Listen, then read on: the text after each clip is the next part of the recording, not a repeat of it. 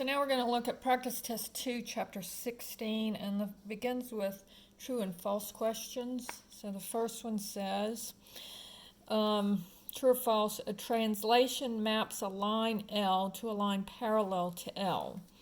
So here we have, here's line L, and if I move it over, it would still be a parallel line, or if I take it and I move it over and then up, it would still be a parallel line. Now, if I move it over and up exactly, it would be the same line, but other than that, it would be parallel. So they would still have the same slope as it had originally, because all you're doing is you're taking it and moving it around.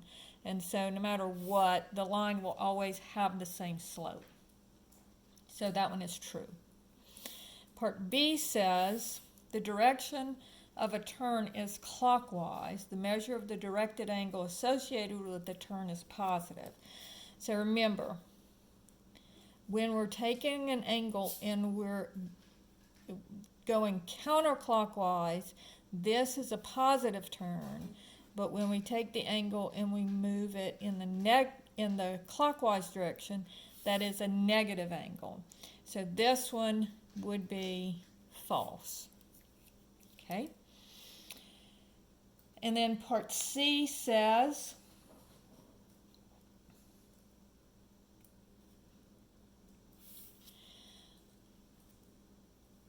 a reflection reverses orientation. So reflection reverses orientation. And remember, if I reflect something, so let's say I have this and I'm reflecting it about this line. So notice that it flips over, and so the orientation is reverse. So in other words, if I'm going A, B, C here, and I go A, B, C here.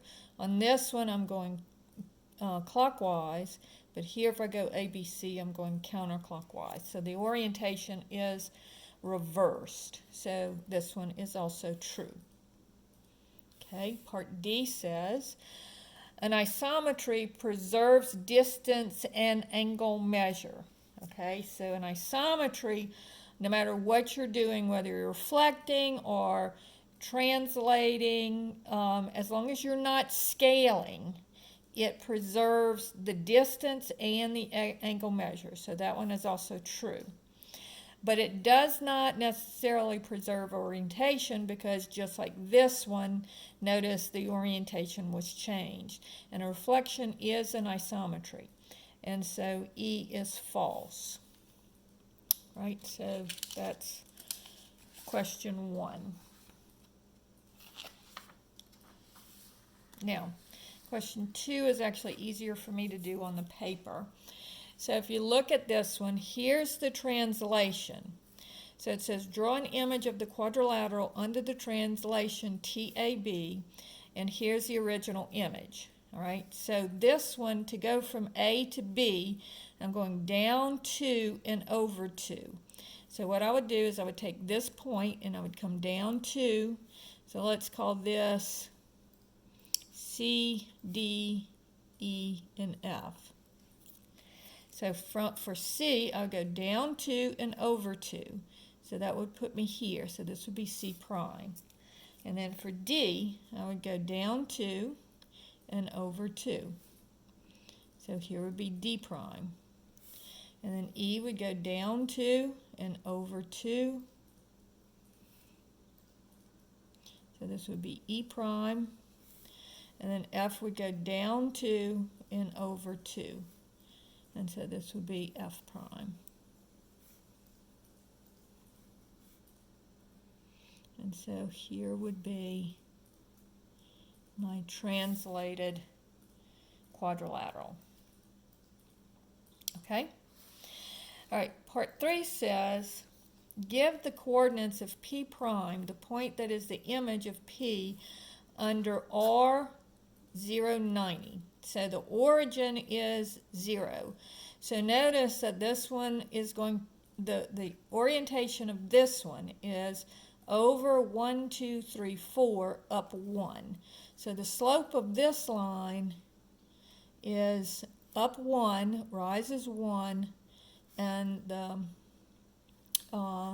run is 4. All right? So if I want a perpendicular slope, because remember 90 degrees is a perpendicular line, so what I want to do is I want to have the negative reciprocal. So my new slope needs to be negative, either negative 4 over 1 or 4 over negative 1. Now, if I did negative 4 over 1, so that would be my rise is negative 4 and my run is 1. So that would be down here, and that would be 90 degrees away, but notice that that's going in the negative direction because my angle here is a positive 90, okay, a positive 90. So I want it to be turning counterclockwise. So here, because remember, you can put the negative sign either in the numerator or the denominator or out in front of the whole thing. So on this one, I want to put it here because I want it to be up here in the second quadrant. So what I'm going to do is I'm going to go, this is my run, this is my rise. So I'm going to go over negative 1 and up 4. So 1, 2, 3, 4. So on this page, it would be here. And you can see it's a 90-degree angle, and it's turning about, I'm sorry, I should have drawn it from here. It's a 90-degree, here's the origin, all right? And so this would be the point. I went over negative 1 and up 4. So that's the coordinate of my new P prime. All right, and it would be easier if we had the entire grid there, but you can see what we're doing. All right. Number 4 says, give the coordinates of the image of the point negative 2, 8 under or around the origin of 180. So let's look at this. So here's problem number 4. So I've got over negative 2, up 8. So that would be this point here. So now what I want to do is I want to spin it 180 degrees around the origin. And so what I'm going to have is all it does is it's going to change my signs of my two numbers. So this would be over 2 and down 8. And so my new point would be here. So this is 2, negative 8.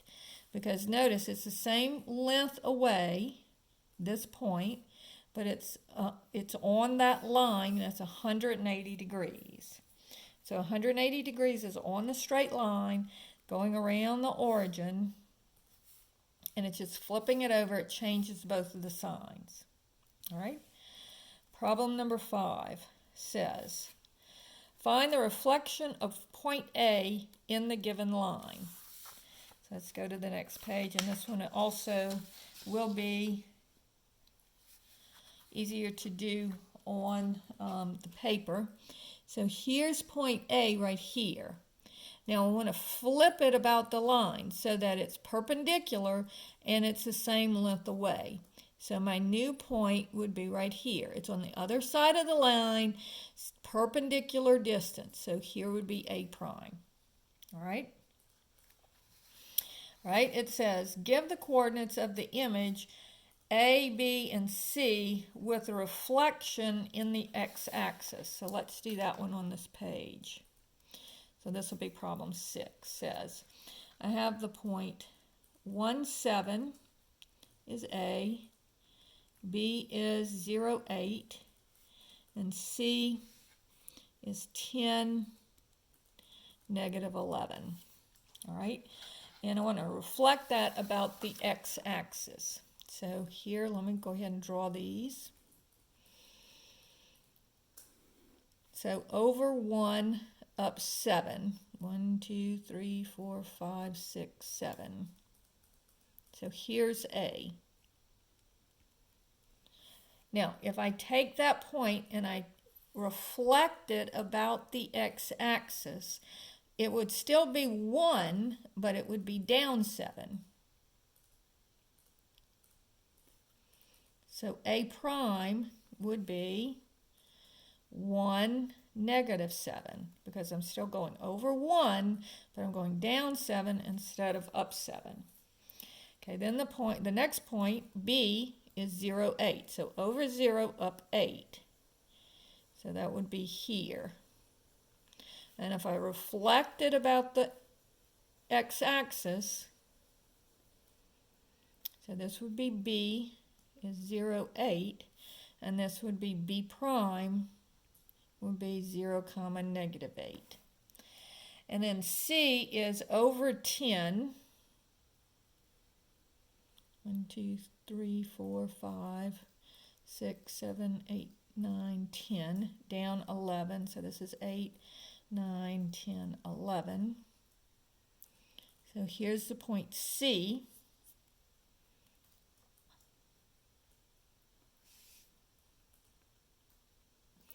And I'm going to reflect it about the x-axis. So since its y-coordinate is negative, when I reflect it about the x-axis, then the y-coordinate will become positive. So this is 8, 9, 10, 11. So this point would be here. C prime would be 10, 11.